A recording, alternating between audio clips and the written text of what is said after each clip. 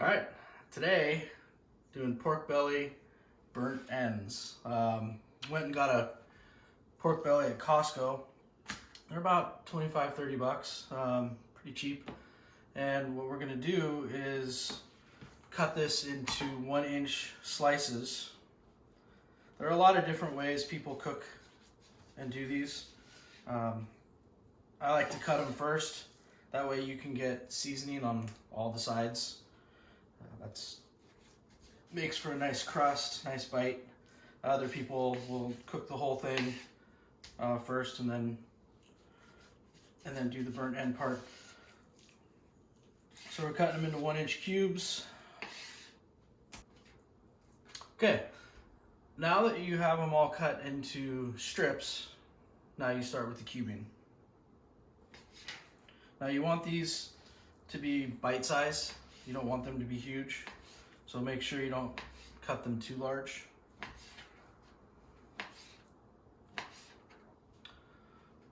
Now, once you have them all cut, you're going to place them in a pan, and we're going to season all the sides of it. So you want to make sure you really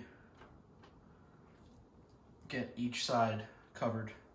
This is the flavor building process that's really important here.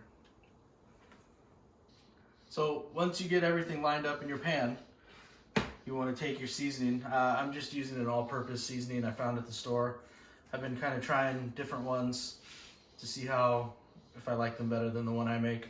We'll give this one a shot. So I'm not too worried about the seasoning not sticking and getting all over the place. We're going to roll these around and make sure that they're well seasoned on all sides. So we're going to keep going on the second side. And something to note, I think I forgot to tell you earlier, these pork bellies don't have skin on them. You can buy ones that have skin. I wouldn't recommend it for this. They'll get nice and crispy and crunchy, but it's not going to have the same burnt end effect. So we go ahead and season the second side. And you're going to just do this same process for all the sides. And once you do that, you're going to let it sit for about 15 minutes. The salt and everything is going to start drawing moisture out. The seasoning is going to start adhering. And that's how you get that nice crust on the outside of your burnt ends. So once these have been sitting for about 15 minutes, you can see the moisture starting to come out. We're going to take them off the tray and we're going to put them on this jerky rack, or you could use a cooling rack, whatever you have. And we're going to put it fat side up. And the reason we do that is as the fat renders, it drips down over the meat and basically self-basting. So you put them all lined up, nice and easy. It's also really easy to take them on and off, and so you're not wasting the heat out of your smoker.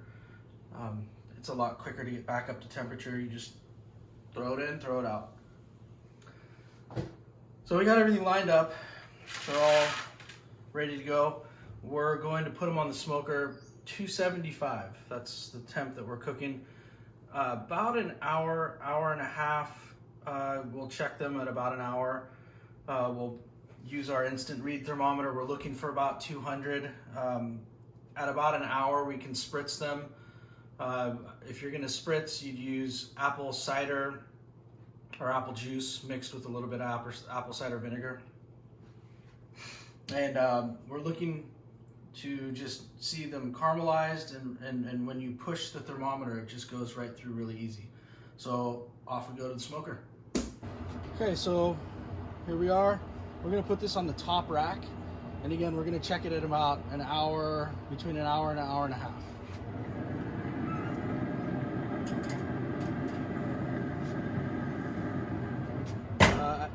When I do this, I usually try and do a high smoke for the first hour, and then a medium or light smoke for the rest. Okay, so we're about 2 hours in, and these things look fantastic. I mean, they temped out at 200. Color's beautiful. Everything's great. So next part of this is we're going to take them off of the rack and we're going to sauce them. What we made here is a sauce. It was 2 parts barbecue sauce. 1 part I used sweet chili. You can use really any kind of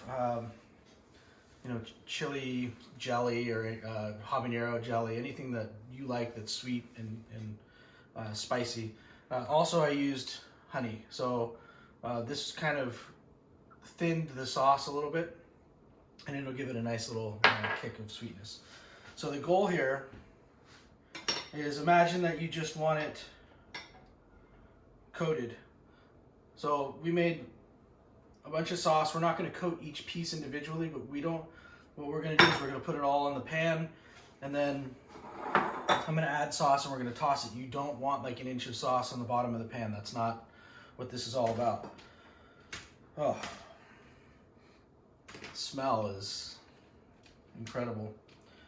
So once we get these in the pan and sauced, they're going to go back in, same temp, 275, probably about 30 minutes, maybe 45. It's kind of going to be up to how you like them. The more caramelized they get.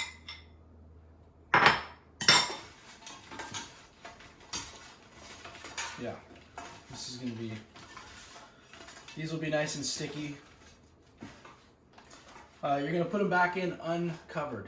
You don't want them covered, otherwise all the flavor that you've built will just steam right out. You don't want that. So here we are, nice and coated. As you notice, there's not a lot of sauce in there, so be very careful about that. If you get a bunch of sauce, you're going to end up steaming your food. You don't want to steam it. Okay, well, this is going back out. Another 30-40 minutes at 275. Okay, here we go. This is what you're missing.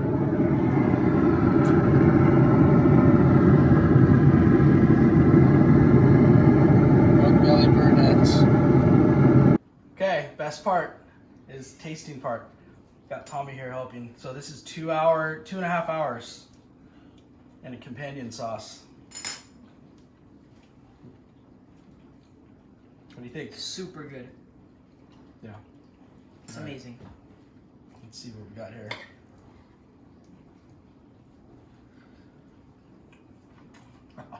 Pork candy. Melts in your mouth.